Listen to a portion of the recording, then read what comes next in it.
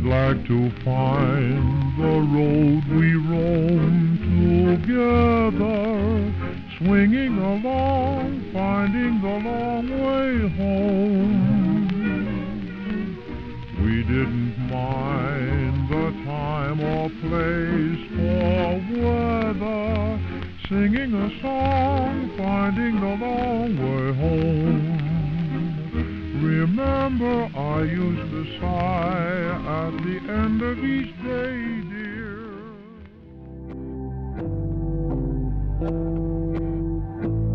On the 19th of March 1919, Australian Prime Minister Billy Hughes announced a competition for the first Australian aviators to fly from England to Australia in 30 days or less, with a prize of £10,000 for the winning crew.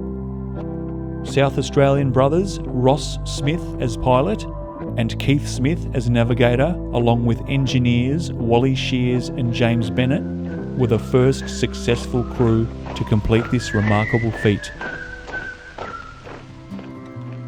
What's going on, house lovers and explorers? Welcome back to another video, and today we are taking a look at this historic home that has been lost forever, as it was demolished in July of this year, 2022. And it was most notably the former family home of pioneering aviators Sir Ross and Sir Keith Smith, and it was the place of both triumph and tragedy for the Smith family, as I will elaborate further with the history. The home itself was built in 1886 and was listed as a heritage contributory item in 2007 to the suburb of Gilberton. Known by the name Aviemore, a historical plaque was installed on the wall to commemorate its role as the Smith family home. The property went on the market in 2016 and was purchased for a touch over $2.2 million in 2019. Through that period, it sat vacant and became even more run down, with signs of squatters living there. Recently, the home was deemed to be too far beyond repair, and demolition was given the green light. So, before we actually take a look through the home, I want to take a few minutes to go over the home's history, also the achievements and importance of the Smith brothers to the Australian history, and even more so to South Australian history. And if all you guys and girls are interested in knowing more than this summary provides, I have left some great links in the description for the sources of more information. So feel free to follow those links and find out some more. And the historical photos are provided by the State Library of South Australia. Okay, so let's wind the clock back, and as mentioned, the home was built in 1886 and had several owners leading up to the early 1900s, including Mr. G.B. Hicks. Then in 1906, the first prominent name to take up residency was George Arthur Goyder, son of surveyor George Woodroffe Goyder, who mapped out Goyder's line through South Australia, shown here. This line was to define the drought-affected areas, which was vital for choosing settlement and agricultural development. His son George Arthur was listed at the Stephen Tce address with the occupation of assayer and analyst under the Foods, Drugs and Fertiliser Act. He lived here with his wife Florence until 1911. Now this is where Mrs. Andrew Smith can be now seen listed at the address.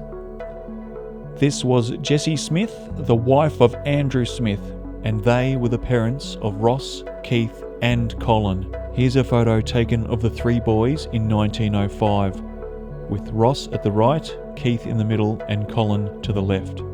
Andrew purchased the home outright in 1914, and later that year, son Ross was enlisted and sent off to war, where he landed at Gallipoli the following year in May. Ross achieved ranks of captain, lieutenant and sergeant, and had multiple Distinguished Military Cross awards given to him for his bravery and active service in World War I. He had 11 confirmed aerial victories, becoming an air ace. Older brother Keith's early career was different, as he enlisted in the Royal Flying Corps in England and was posted in France with a newly formed bomber unit, but he never engaged in active service and returned to Britain as a gunnery instructor, but was later promoted to lieutenant. Now, it is important to add that youngest brother Colin also went to World War I with the 10th Battalion in August of 1915, but Colin was wounded in action at Zonnebeke on the 6th of October in 1917, and he died of his wounds. And Colin is buried in Belgium at a military cemetery near Popperinge. Now, obviously, by the end of the war, both Ross and Keith were skilled aviators, which leads us to how they attained their knighthood. As many Australian aviators needed to leave Europe after the war, the Australian Prime Minister Billy Hughes in 1919 declared a great race for the first crew to fly from England to Australia in 30 days or less, with £10,000 being for the winners. The Smith brothers, with mechanics James Bennett and Wally Shears, took off in their converted Vickers Vimy bomber from Hounslow on November 12 and landed in Darwin in just over 28 days later. Now, the routes and the stops taken along the way with a more in-depth history can be found in the links as I mentioned, guys, so check that out. But these four men became instant heroes around the world and, as seen here, received their huge check, which they split evenly amongst all four crew members. In 1921, Ross and Keith were knighted by King George VI as the Vimy's captain and navigator. Bennett and Shears were commissioned with upgraded military bars. In 1922, a new challenge presented by Vickers to test the new Viking amphibious aircraft would lead to Sir Ross Smith's and James Bennett's final flight.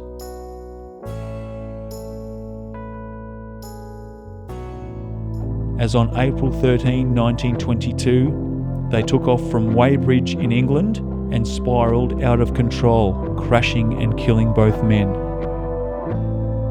Sir Keith was due to join the men for the test flight, but was late to the test, arriving by train, but actually witnessed the aircraft go down.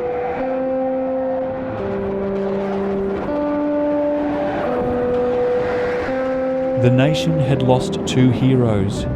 Tributes flooded in from all around the world, and with Ross Smith being a South Australian, he was given a state funeral where over 100,000 people attended, finishing at North Road Cemetery where he was laid to rest.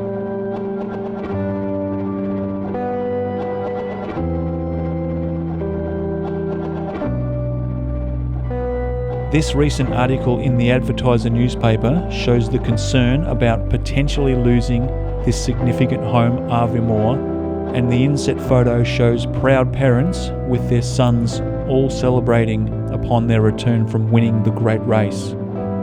Another photo here of Keith with parents Jesse and Andrew on the side return veranda of the home show a proud family.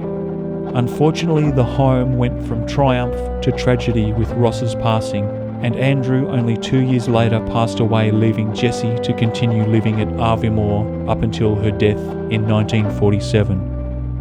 Sir Keith passed away in 1955 after a long-esteemed career in aviation matters with Vickers, Qantas and British Commonwealth Airlines.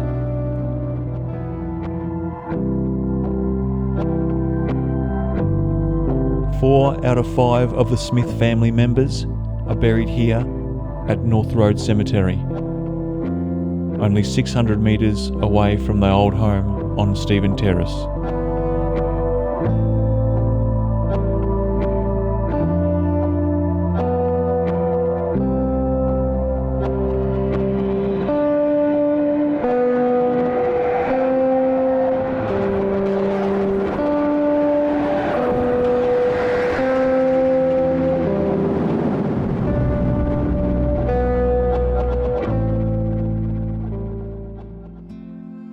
The home was number 10 Stephen Terrace at this point and later became 158.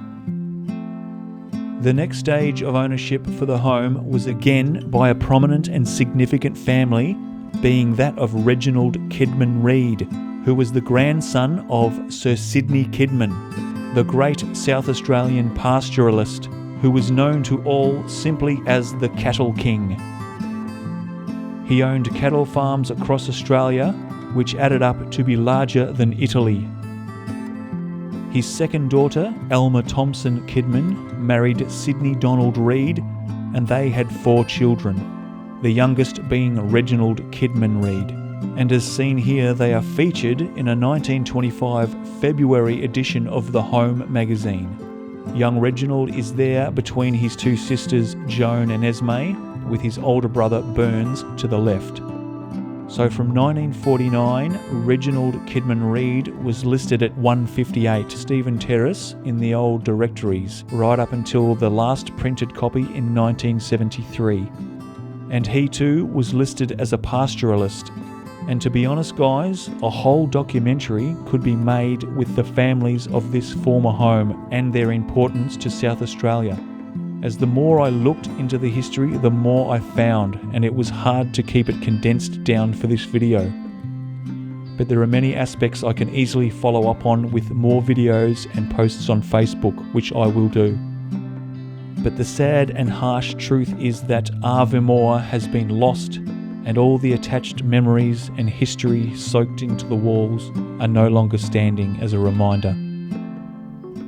So this brings us to getting started with the walkthrough and explore of the home. I had taken some shots of the front of the home while all the plants and trees were still there, but it was just when all this was cleared we actually filmed the property. And this actually gave a better vantage point to document the home with photos and videos, although it's not as serene with the dirt and mud all around. Obviously, the home had seen some alterations over the years, which include the front windows opened up and replaced. A rendering on the walls now was covering the old sandstone, but as shown before with the Smith family photos, the home was in its original condition, as you can see the sandstone there. A newer wing type addition was added to the right of the home, and as you will see may have been the servants' quarters, or used as another contained live-in section. The original kitchen area at the back had been remodelled, but the little butler's kitchen, as you will see, is still there in original condition.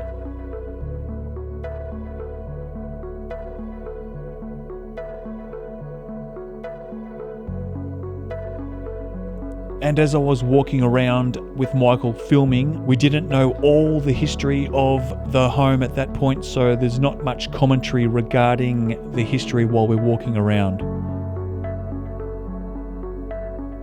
Alright guys, let's get into it. I hope you enjoy.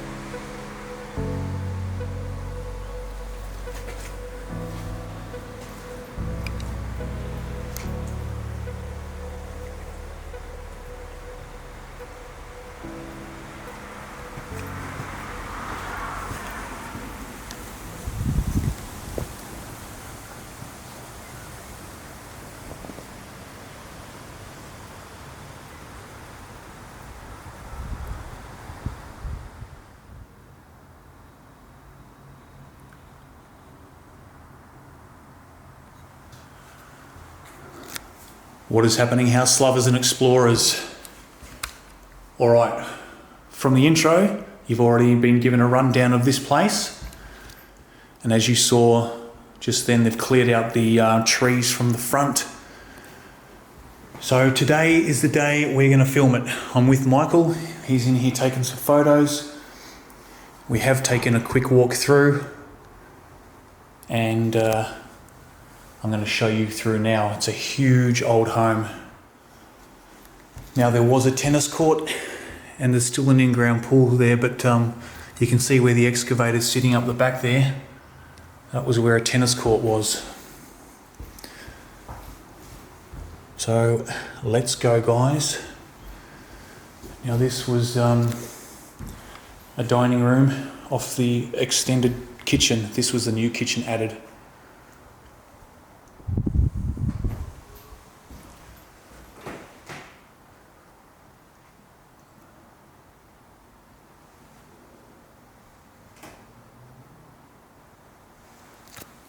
Now the mantles off the fireplaces have been removed or saved.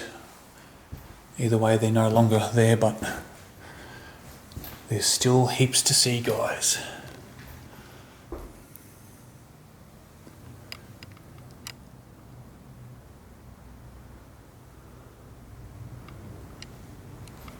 There's the net for the tennis court.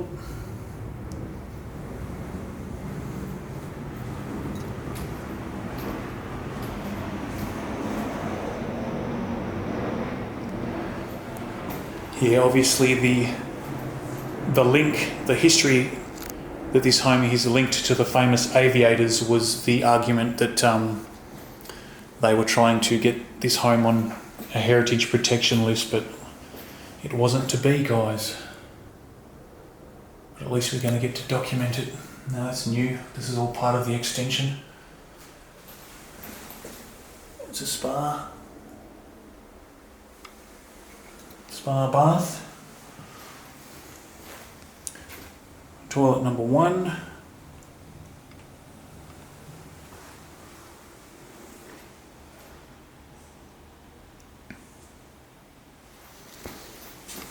Now they're big old solid laundry tubs. They kind of look like the old school ones that have had a acrylic or porcelain coating, enamel coating.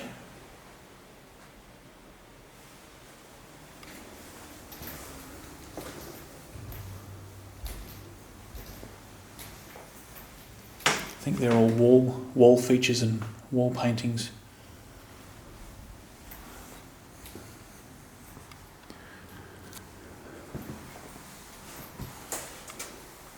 So this section through here is all the original part of the home.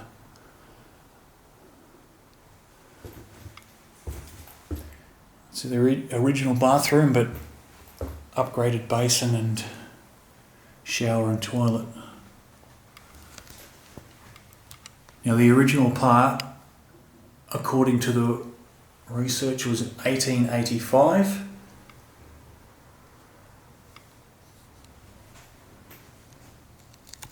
But either I've found out a little bit more, you've either heard it or you will hear it as the video goes, guys. But check out this little kitchen. This was the original kitchen.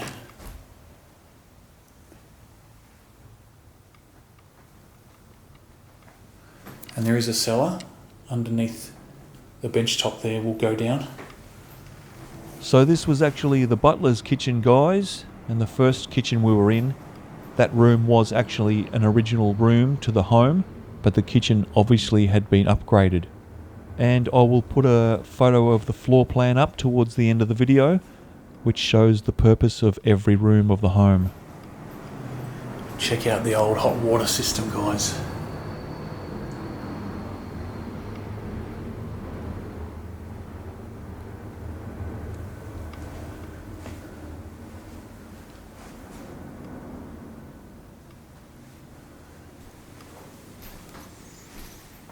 So we'll move through this way. Now, this is where you can see that the old girl is suffering from foundation issues because there's separations in the ceiling and the wall there, and there's a lot of salt damp coming through over there as well, and mould. But this rubble is from the mantle where they've removed it.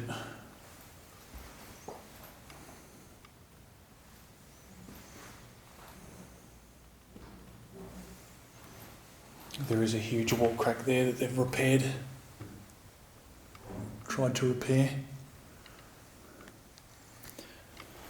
Again, that huge skirting board.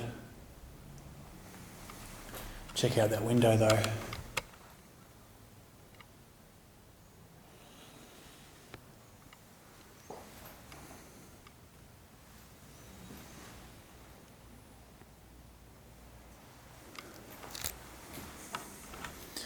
And that rug is huge. Nearly covers the whole floor of this living room. This probably would be definitely the main dining room and living room off the kitchen there. Forgot the chandelier.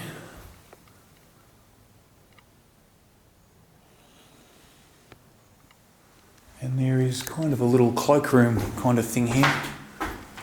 No doorway, but the old plaster and lathe.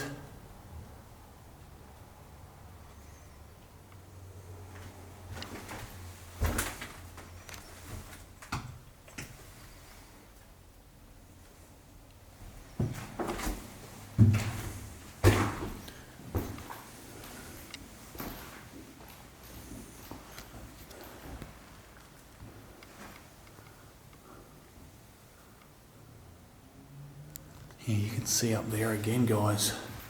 Huge separation. The cornicing's come away from the wall, the ceiling there.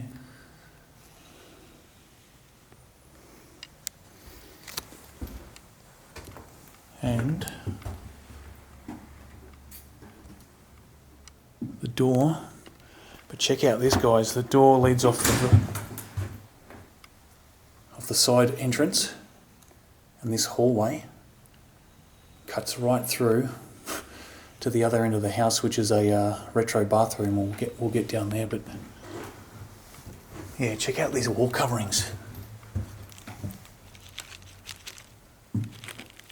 Like there is an original piece of wallpaper there, but at some point they used this fabric, and it's kind of got a little foamy feel to it as well. And they seem to have used it all through this room here.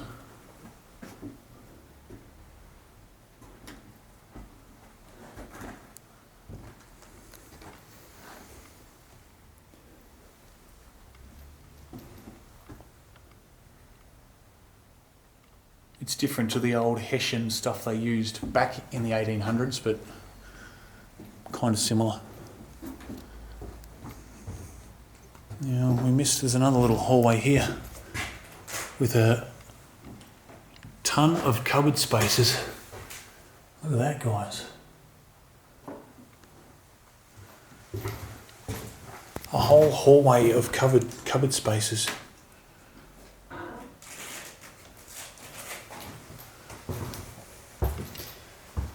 Yeah, there's the bathroom. So we'll go back into that front room.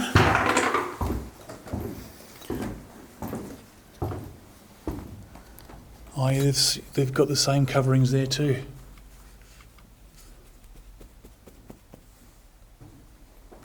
Maybe it acts as an insulation, guys, because actually when you walk in here, there is no reflections off the walls. It's like a soundproof room. Just let me step back in here. You'll hear echoes off the flooring. And you move in here, and it's all dead again. So maybe they did use it as some sort of soundproofing.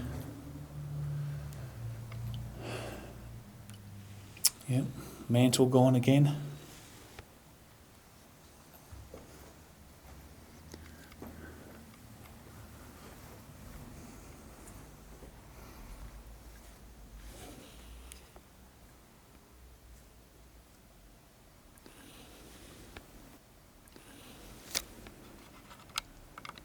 It's like a bay window, but it does have a door from the veranda off it as well. Now these windows are obviously not original. Probably done at some point to let more light in. Same with the other ones along the front there too.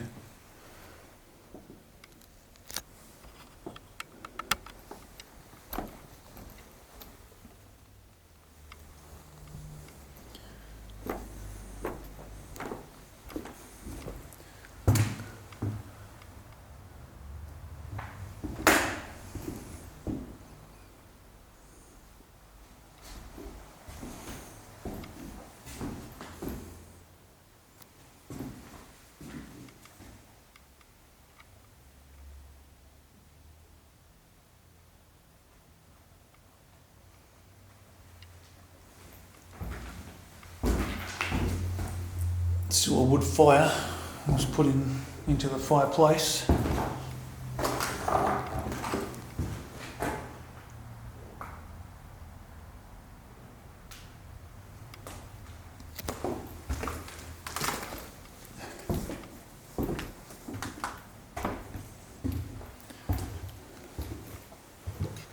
Now this was the room that led off the bathroom, so this would have been a bedroom with an ensuite maybe.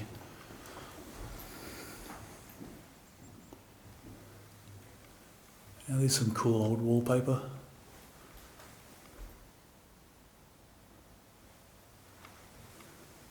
Huge window.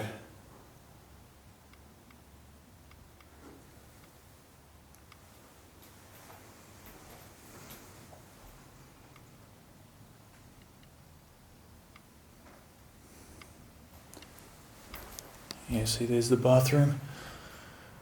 Bit of an ensuite to this room.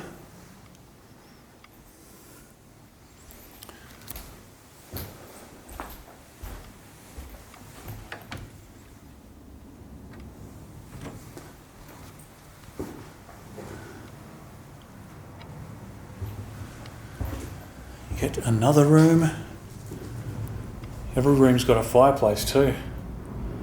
That's the way it was when they built these old homes. It's just a wall cupboard. Look at the red carpet. It's bright.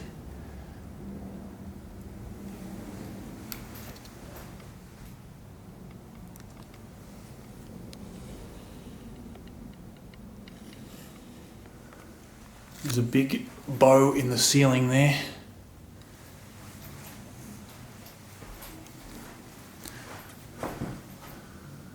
Like obviously this place could be brought back, but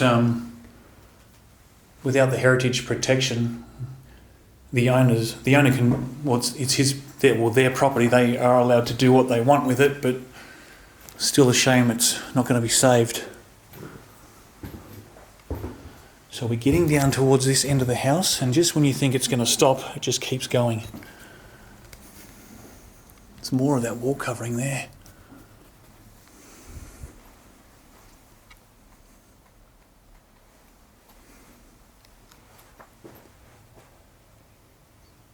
This is almost like a little walk-in robe area for that bedroom there.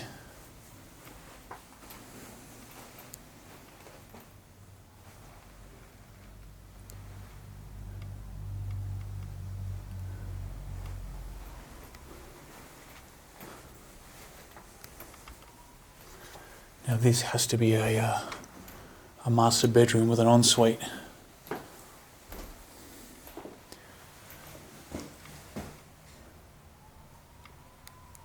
Yeah. Lots of cracks, letting the leaves and stuff from the roof come straight down there.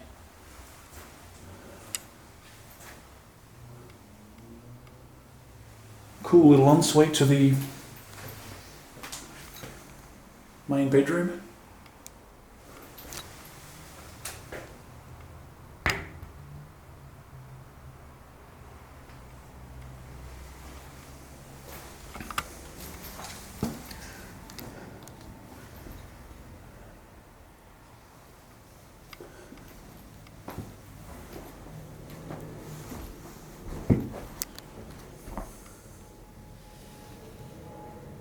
Lots of mould, or there's dark stains on that wall covering. I'm assuming it's mould.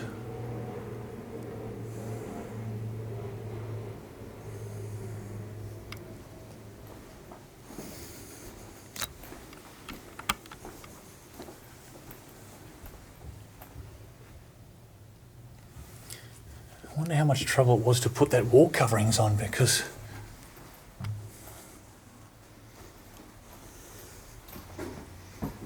now, this is almost like an entire, well, separate wing, but this has got a retro bathroom. Check it out, guys.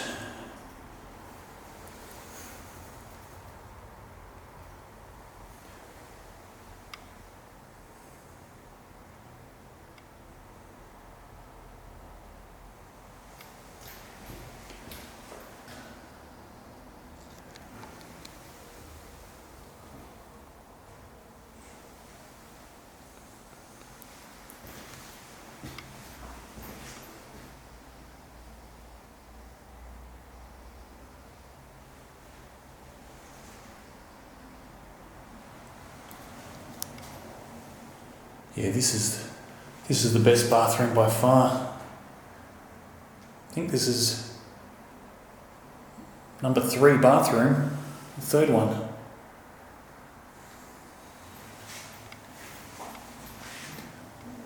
Oh, there's a nice old light too.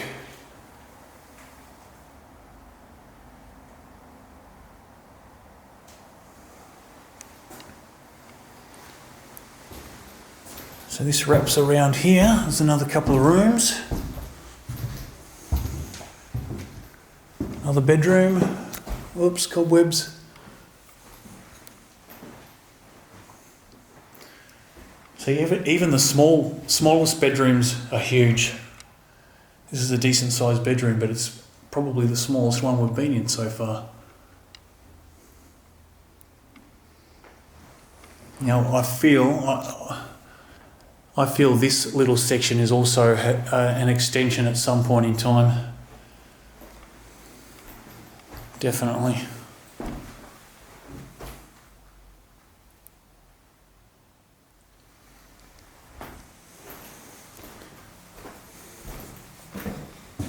One more room. Yeah, these are add-ons definitely, guys.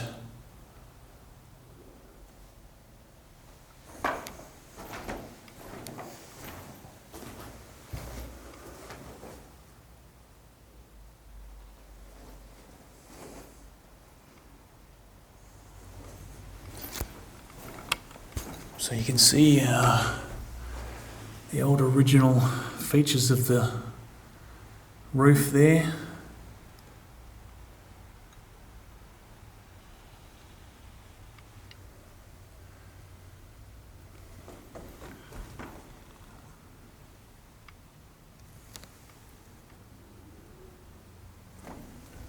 All right, well, we've covered the inside, but we'll go down in that cellar as promised. We'll just take a second glance because it would be easy to miss something through here, but pretty sure we got all the rooms, yeah. Yeah, the red carpet in that one. Oh. Servants' bells, nice. There was a big one in that little alcove too, but it didn't have a press button, but it looked like that. That's cool. So how many rooms, like there's,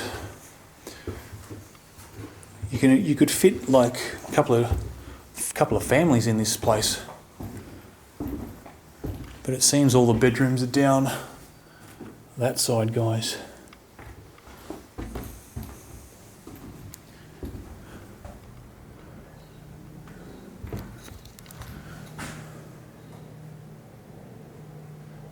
But you could definitely utilise a couple of servants in this home. Right, now I'm going to have to duck because unfortunately the bench top does not lift up. Because I've been down in some cellars that lead off the kitchen bench before, but the bench lifts up, so I just have to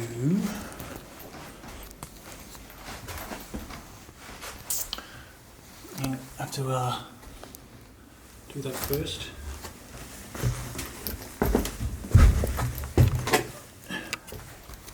There we go.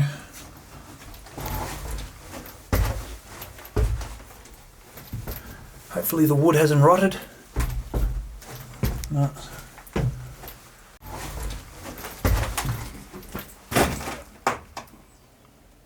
Yeah, it's just your normal sized little root cellar. Although it does have a fireplace as well. An old one that's used as shelving now. There's a wine barrel down here.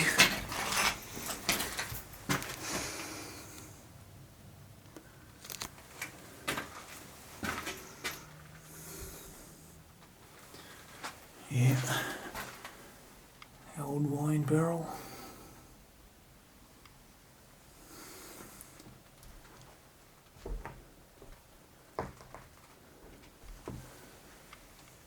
Storage. the old hardware. That's pretty cool. It's a solid old lock, that one, isn't it?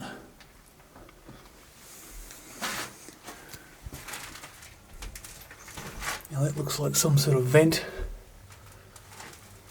And again, through that window was where you pass through your supplies, straight into the cellar.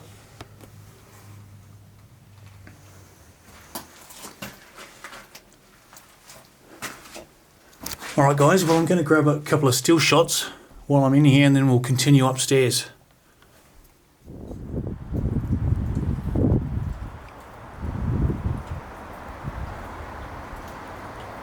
Alright, so we'll take a bit of a walk around here, but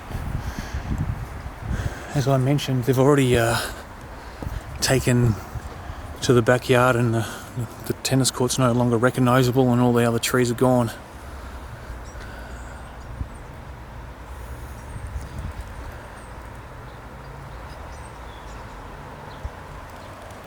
There's an old carport in here. Garage.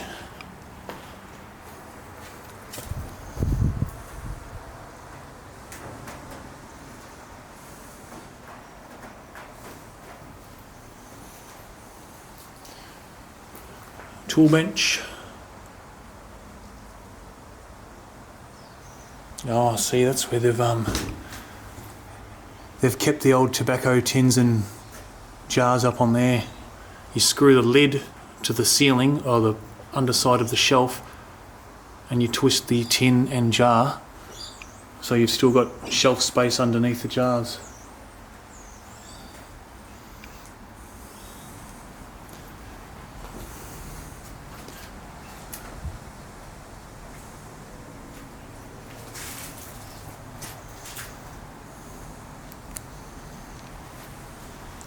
Now, it looks like they had a dartboard in there at some point.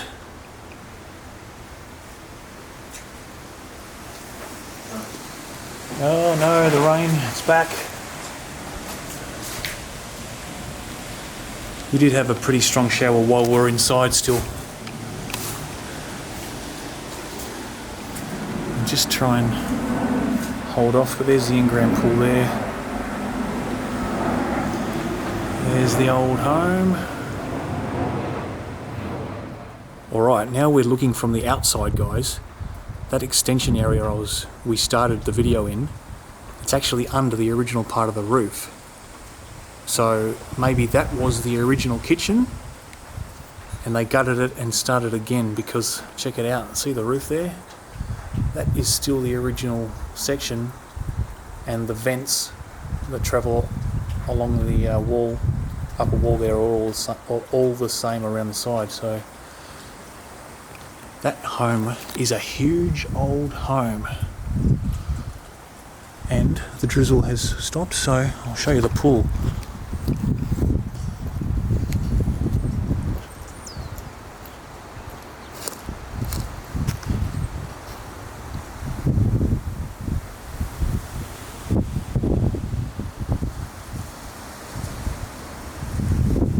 There's an old garden shed down the back there, guys.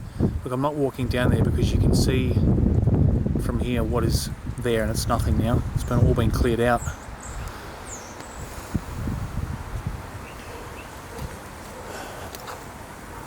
And that pretty much covers the outside, so we'll wrap it up back inside, guys. Well, that is indeed it for the explore of this old home and property. And as we wrap up the video, here is the floor plan that I mentioned earlier regarding the purpose of each room. A grand old home indeed. Now obviously there was some pretty extensive wall cracking from foundation issues, and maybe even more hidden under the wall coverings. And look, I'm no expert, but with the desire and of course the money, those issues can be fixed. But this video is purely to remember what is now gone and to help keep alive the important history attached to this home known as Aviemore. These pictures of Aviemore's destruction are thanks to Helen. Helen scouts a lot of homes for me on her daily travels around Adelaide, and also keeps an eye on them and what's happening with them. So cheers again, Helen. The Smith family has passed on, and now their old home has passed on. But their history will not be forgotten, and hopefully this video has helped put some perspective on how a lot of people feel about heritage, history and homes around Adelaide, the rest of Australia and indeed around the world. Okay guys and girls, that is it. I really hope this was informative and you enjoyed it as much as I did, although a sad outcome. Anyway, let me know how you all feel and your thoughts in the comments, and as always, on to the next one.